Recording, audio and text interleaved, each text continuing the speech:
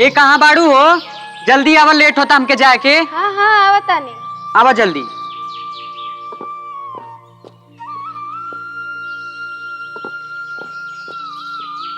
ए जी एगो बात कही। कहा? सुनो तानी 144 साल बाद कुंभ के नहान लागल बाटे, हमरो के लेले चली ना। का झूठो परेशान बाड़ू? ओ जब बड़ी भारी भीड़ लागल बा, जैबू ओइजा झूठे हेरा जैबू। ए जी हम लड़का ना बनी जे हेरा जाइब। अरे मान जा ना हमू चलब। अच्छा हम ना मनबू तो चल, बाकी महादेव जी के ऊपर बा। हाँ हाँ चले। बैगवा लेनी चल।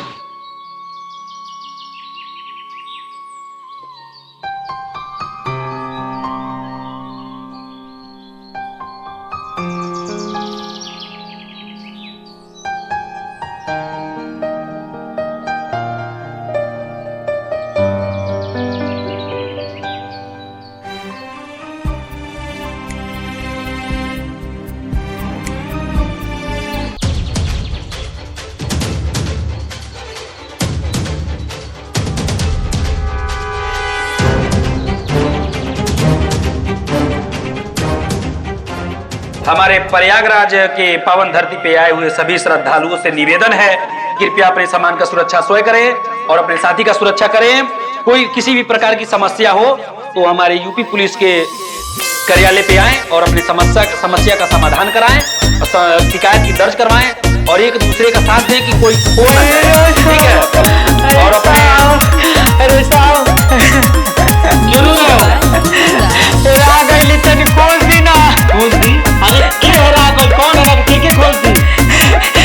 सुनी नया नया भइल शादी हो जाई देखी अपराधी। हम नहीं जननी पर जाई हमारा ऊपर भी पत भारी। घर से जिद के आइल बाड़ी डाल दी होली झमेला में। खोजिए दरोगा जी हेराइल बाड़ी धनिया हमारा कुंभ मेला में। खोजिए दरोगा जी हेराइल बाड़ी धनिया हमारा कुंभ मेला में। दोनों बंद करो, दोनों। अच्छा बताओ कैसी है वो? कुछ निशानी है तुम्हारे पास? नहीं बेटे तो फिर कैसे खोजा जाए बताओ? सुनी बताओ तनी सुनी। पातर छितर देह बाटे गोरे पेन्हले नाक में नथुनिया हो। अच्छा तो नाक में नथुनी पहनी है, ठीक है। आँख में लगा के सुरमा तो लागे लीला मुनिया हो। भीड़ लगल बा इतना भारी छुट्टी गईली हटेली ठेला में।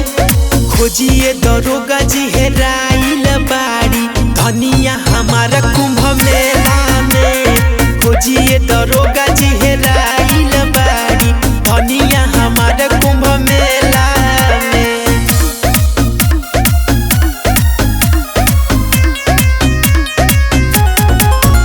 ऐसे लोग तो बहुत है मेले में यार। कोई ठोस सबूत बताओ सुना जाए। ओए दरोगा साहब ठोस सबूत बा, सुनी बताओ तनी। हाथ पर हमारा नाम के टैटू बाड़ी उत गोदवले हो। अच्छा तो तुम्हारा क्या नाम? हरे माइक में बोली मोहन मंदिरा सुन के आई है धवले हो। श्याम दीपक गोलू आकाश राजकुमार आदि तो भी छोड़ी गईले अकेला में।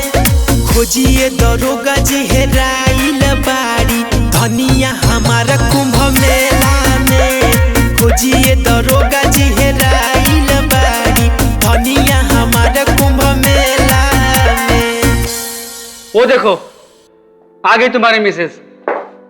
जाओ, तभी से परेशान थे ना तुम, ही कर रहे हो यार। तभी से तुम मेरा दिमाग खराब कर दिए थे पूछ पूछ के कहाँ है। ये को हमारे दोनों ये जो है होमगार्ड, इनका धन्यवाद दो तुम। मेला में बहुत खोजने एक मिला हो गया खुश। और मैडम जी आप थोड़ा पति का हाथ पकड़ के चलिए, नहीं समझ में आया तो एक डोरी बांध लीजिए। सुबह से दिमाग मेरा खराब किया था ये। साले को जाइए आप लोग।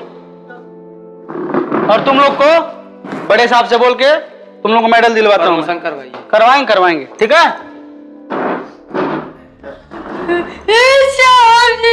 और माइक को मिला मारा इस वजह कुछ नहीं था। माई अरे यार ये तो कुछ नहीं था। नाम क्या है तुम्हारा? अकेलू अकेलू। ए साहब धकेलू कहता अकेलू। माई का नाम है? हेकनी एकनी।